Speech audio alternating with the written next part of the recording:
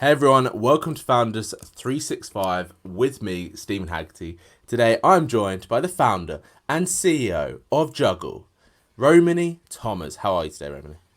I'm very well. All the better for seeing you, Stephen. Oh, you're so kind, so kind. But let's face it, this is our second attempt at this, and I'm hoping that this one we managed to finish it. Yeah, I know. It was pretty bad. But I have done a sound check. I've got two microphones and I'm You are plugged set. directly You're into the set. internet. I'm all set. You could basically be talking to like a professional radio person now, Absolutely. but rather you're stuck with me, so sorry about that. But welcome to the show then. Really happy to have you on board and keen to get this discussion off by just figuring out, or you telling me or telling the audience really, what is Juggle? What is it that you guys do and offer? Yeah, and so Juggle, we are a hiring, payments, and management platform for companies who are looking to hire experienced professionals, but we place them on a flexible basis. So whether that be kind of a defined part-time arrangement where somebody can quite literally juggle other jobs, that's quite common now, or it's just simply that they need more time with their family or to pursue personal projects. We make that process very seamless for both companies and for the professionals who want to work flexibly as well. Love it, love it, love it, love it. So let's rewind. What was the starting moment for you when you came up with this idea, and what was it that made you do it as well? Because there's a big difference between having an idea and taking action and implementing that idea. Yeah, so I my background is in executive recruitment, and I was in my last firm. I was helping businesses to find, I guess, C-suite and VP levels into mainly tech companies, but also larger corporates as well, with a bit of a digital slant. And I was finding that pretty much all of my interactions were with men. And I would caveat that by saying I love working with you guys. I think you're fantastic.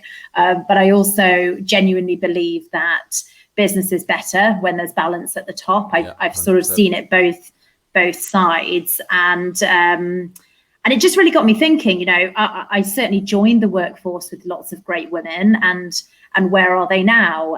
And it was also sort of coinciding with watching a bunch of my girlfriends go and have their babies and then really struggle to re-enter properly to the positions that they should be in, and to balance it all at the same time. And to me, that just seemed crazy. We're in the 21st century. Technology exists to solve this problem, surely. And so I started kind of researching who's tackling gender diversity, who's making it possible for experienced professionals to work flexibly, because kind of every other segment of the workforce can work flexibly now. You've got Uber drivers, you've got Deliveroo, you've got developers, designers, hospitality staff, construction workers. Everyone can work flexibly, but those typically termed white collar workers, there's still this sort of traditional 9 to 5 office-based environment, of which of course COVID has disrupted. But yeah, just a tad. And what I found really from that research process was there were lots of flexible working communities out there, and also even job boards which would present opportunities to people. But it didn't sort of replace what a recruitment industry does, which is get people the jobs, and really make that flexible flywheel turn. And similarly, everything around gender diversity was what I'd call sort of brand and PR based. It was raising awareness of the issue, which is great, but then not presenting solutions to solve the problem. So I took the decision to set up Juggle and do it myself. And here we are. And that's a huge step a lot in itself, really, because going from that executive search sort of mentality where you've got the targets, you've got the it's great money, it's you're always meeting people, for you to then sort of take that torch and run with it in terms of figuring out this solution to the problem, really. How was those early days when you first started Juggle, and I guess how were you at juggling that new experience? Do you know what? The early days were great. because I had I'm pretty really much hope you no don't now art. say the current days are really awful. They're not really awful. It's much It's different. harder because I can't remember the diagram itself, but in the beginning I just didn't know what I didn't know. Yeah, So I was in this we only know what we know, blissful, and we don't know what we don't know. exactly, and I was in this sort of blissful ignorance space. And also I think I was enjoying the freedom. You know, we do talk a lot about how hard we work as founders and how stressful it is and how much pressure and how lonely. And I think all of that is true. And I've experienced all of that and continue to. But the freedom that comes from being your own boss and calling the shots and dictating my own destiny and coming up with a solution to a problem that I experience, that's exhilarating as well. So it's highs and lows. And I think I feel that probably more now keenly than I did at the beginning. I was sort of like, oh, this is an interesting problem to solve. Let's go and solve it. The freedom aspect's actually a really interesting point, because I think it's a dangerous one as well, because we as humans, we can justify anything we want really in life. So whether we're working really hard and you know, causing ourselves to burn out, actually quite often we justify that in the moment, versus the opposite side of the spectrum where, you know, that freedom is bringing a lot more of a casual attitude to business. For you, how did you create the motivation to make sure that you're continuing to do what you want to do, you're continuing to get that freedom without having that burnout, but also to drive the business forward?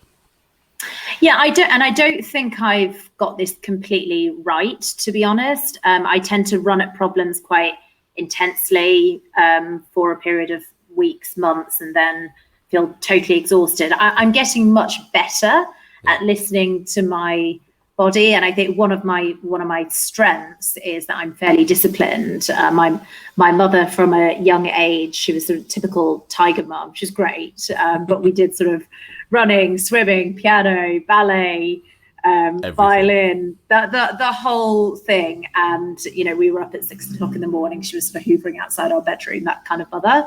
And that kind of structure is very useful actually as a founder, because when, exactly as you said, if you've got infinite freedom, then that can be disastrous as well. So having that like inner discipline has been super helpful. Brilliant. And in terms of Juggle then, what has been some of those big challenges that you faced that, let's say, perhaps that you didn't expect? Okay, I'll give you a good one. So my background is all in recruitment, and I have really struggled with hiring for the team. For Juggle?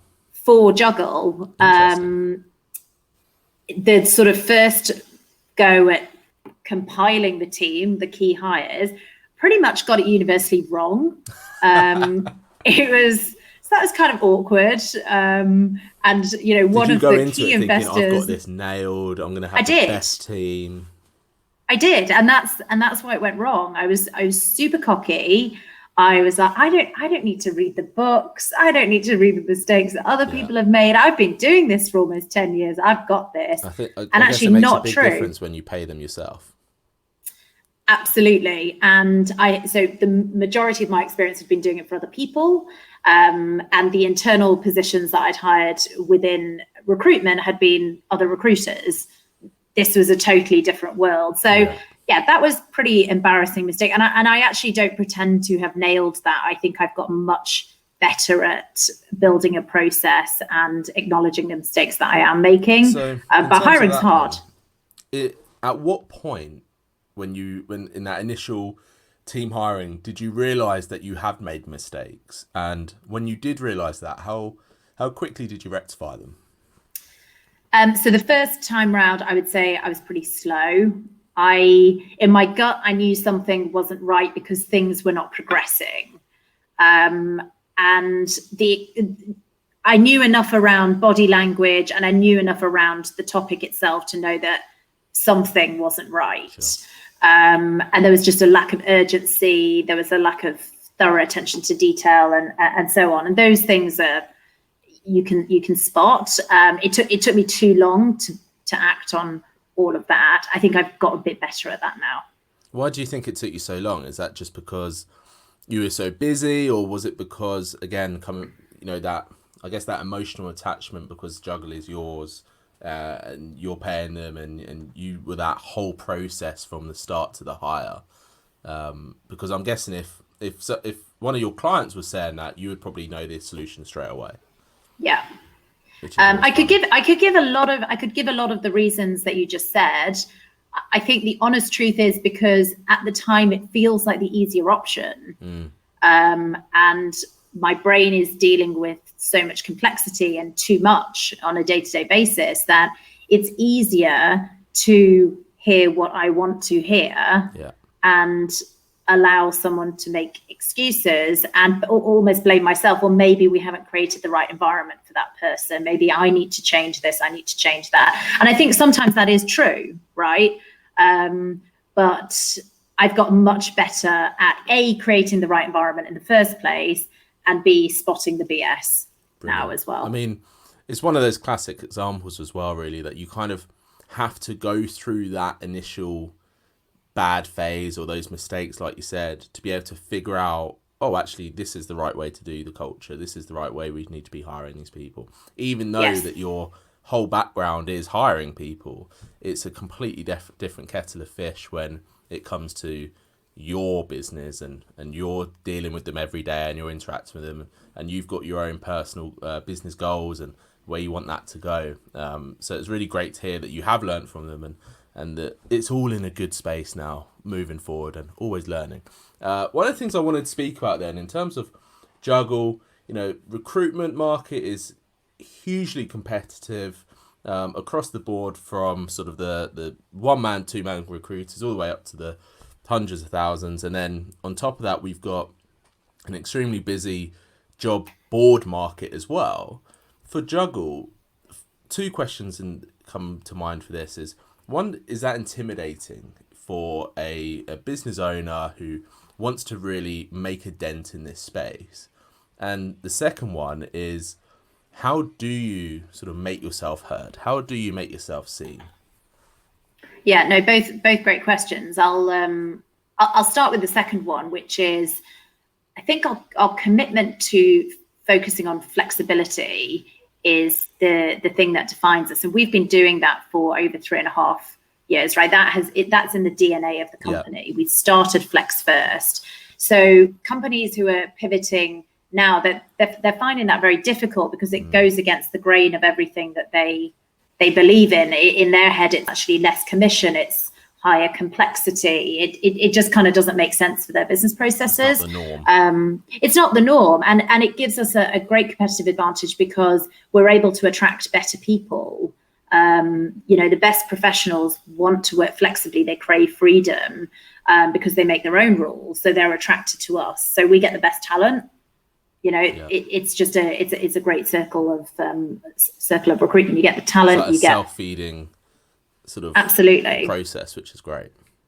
In answer to your first question, the recruitment market is very, very busy, but I think that says something in itself. It's very fragmented. Mm-hmm. Nothing has really replaced the agency experience for these kind of experienced white collar professionals. Your options as a business is to go to a job board, post it, pay some money, and then you have to do the heavy lifting yourself. Particularly in this climate, you're trawling through hundreds of CVs, you're pre-qualifying people. It's a lot of work. It's hours and hours and hours, super time consuming. So then you move to an agency model, and actually there's a lot of inefficiency in that. I don't think I need to speak to any business who said, yeah, I absolutely love working with recruitment agencies. It's a frustrating process. It only starts to get much better when you go to the very senior end of the market and you're actually paying retainers for executive search service. But that's a lot of money. So essentially we're kind of democratizing that bit for the kind of normal mid to senior level positions. And for you, when 3.5, 4 years on, do you still get as excited as you did back in the early days of when you pushing Juggle and when you're there and you're the face of it and you're growing this business? Yeah, I love it. You know, there's lots of frustrations, but I absolutely love it. I love making placements and getting great people into flexible jobs, you know, and every single time it's not just, wow, you found me an amazing position. It's, wow, this has kind of changed my life because I'm able to see my children more. I'm happier. And we get that time and time again. And that's a real buzz, actually, hearing that. I'm guessing those are the moments that even through all those frustrations, you can go, I know it is worth it. This is why we're doing what we're doing, which must feel lovely for you. Let's talk about the elephant in the room. Let's talk about COVID.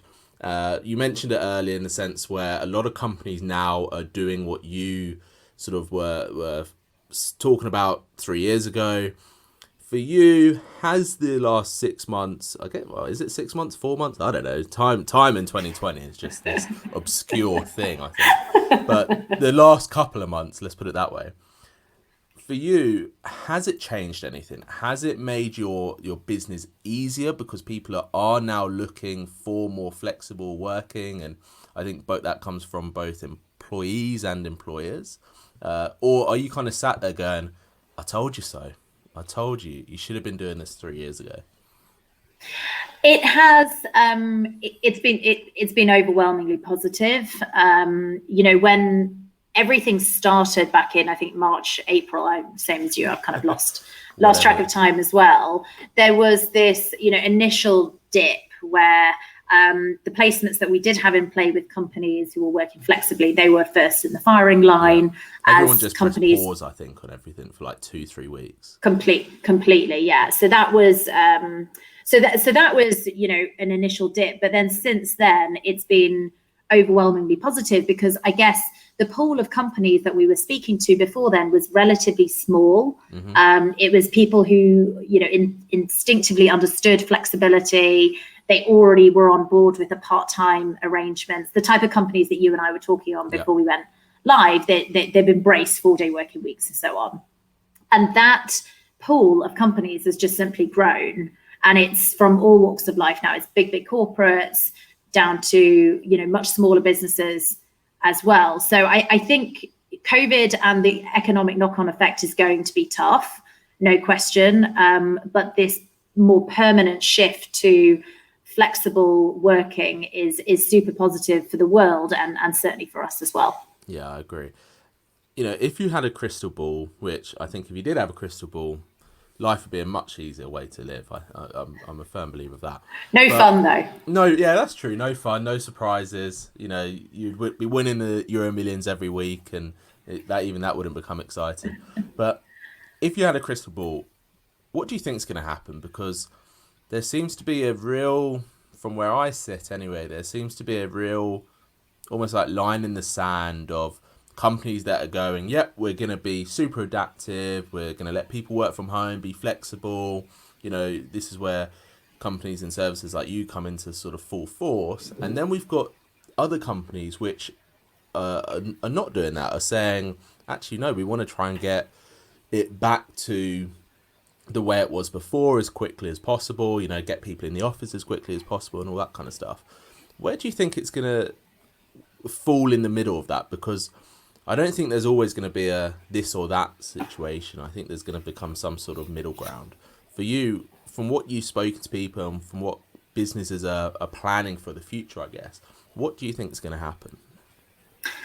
Yeah, so I actually do think it's going to be a bit more binary than that. I'm not sure if there will be such a middle ground. I think the shift will be subtle, but I do think the companies that don't adapt and are hankering after an old way of working, albeit, you know, with this sort of mid way of doing things, like, you've got the really trendy office, but you still have to come in Monday to Friday, 9 to 5.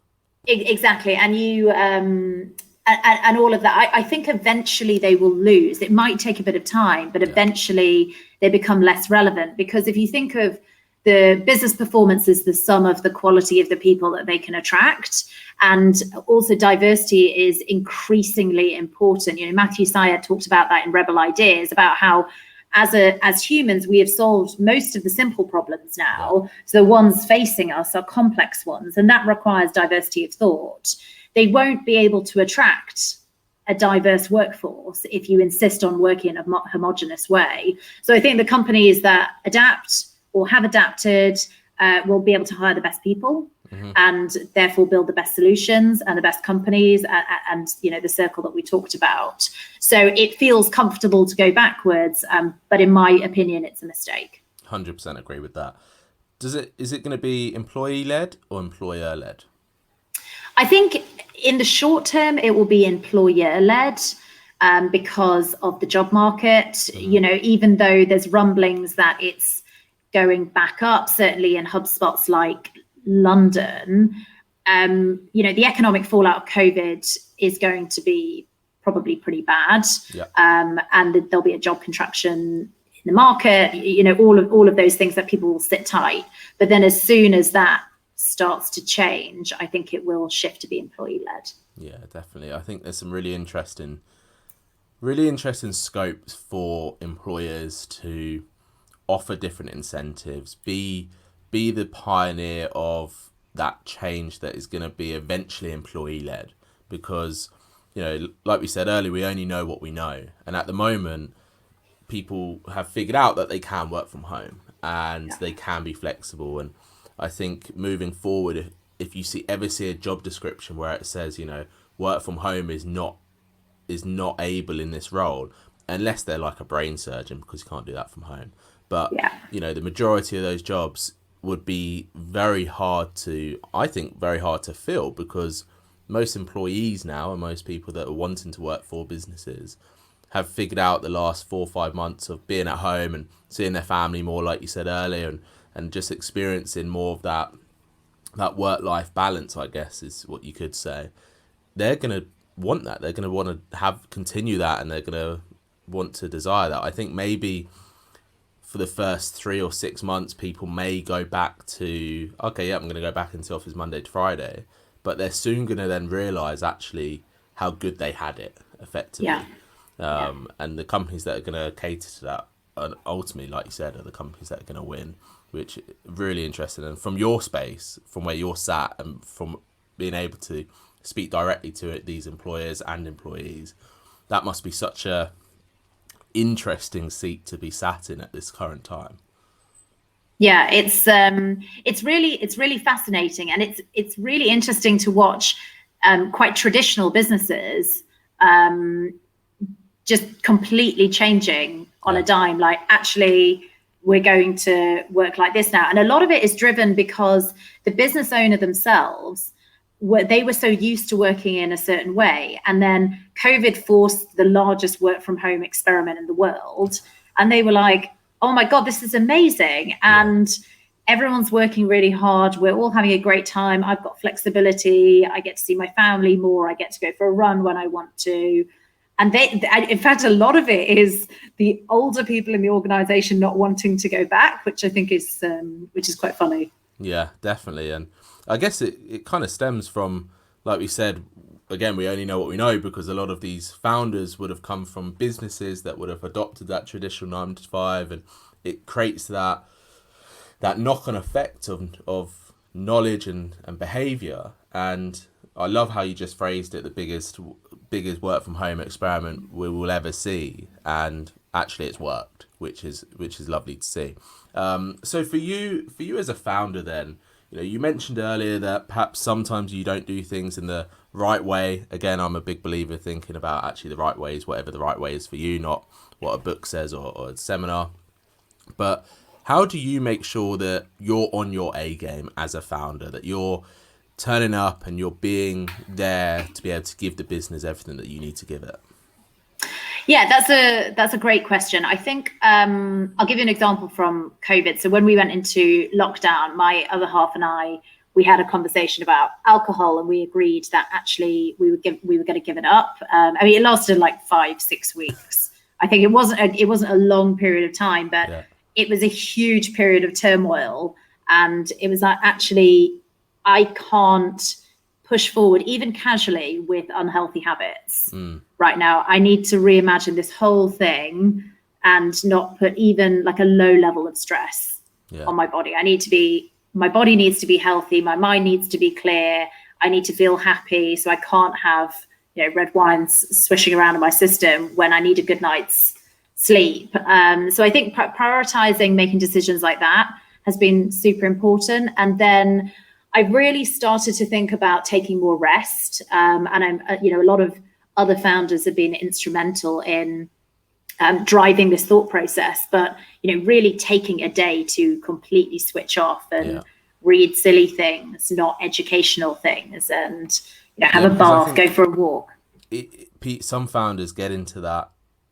Perhaps, I don't know if we can call it dangerous or whatever. Again, it works for that person, but even on the time off, they're still reading, business books or personal development books or watching sort of motivational seminars and whatever it is, watching TED Talks.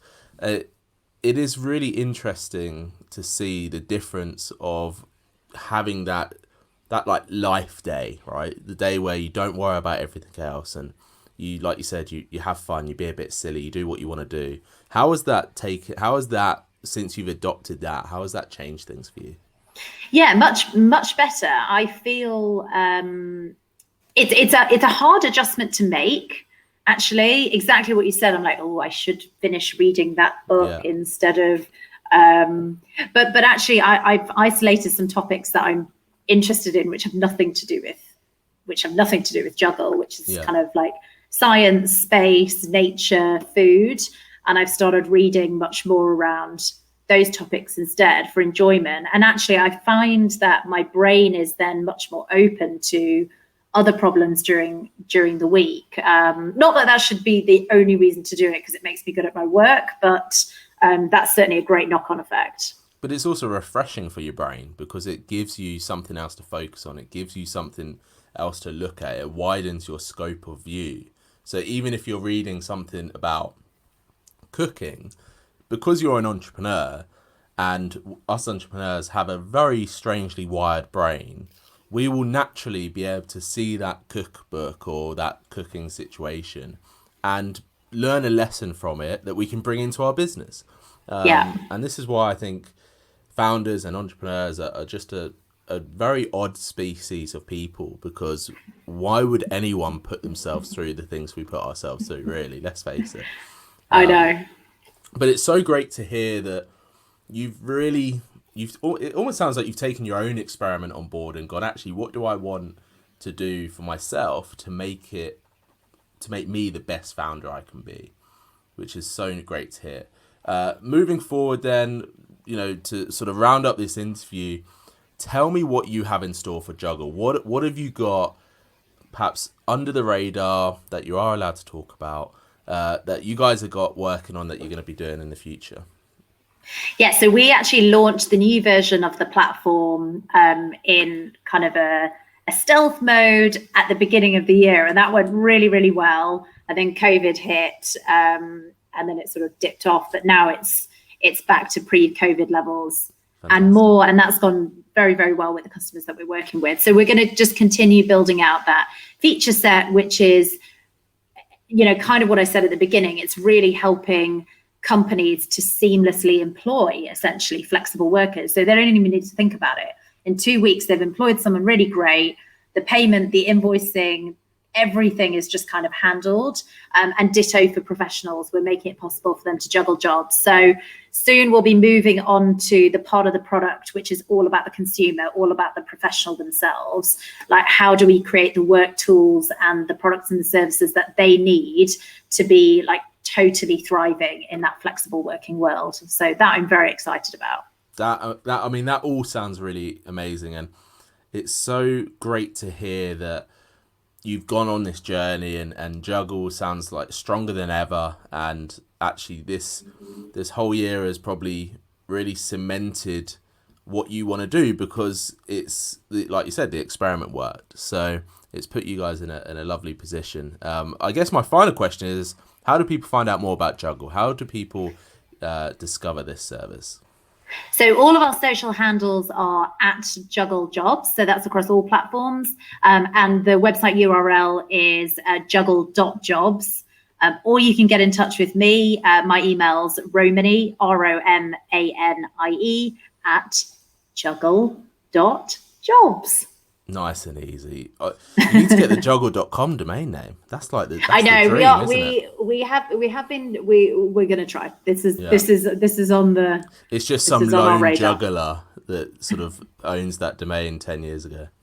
They must be getting so much traffic. Annoying. We'll get it. We'll get it. You'll get it. Romanie, listen, thank you so much for coming on Founders 365. I've loved this conversation, and I really do wish that you all the best and Juggle for the future. I have zero doubt that you're the right person for this role and taking and driving this business forward. Me too. Thank you for having me. Thank you. And thanks everyone for listening and watching. This has been Founders 365.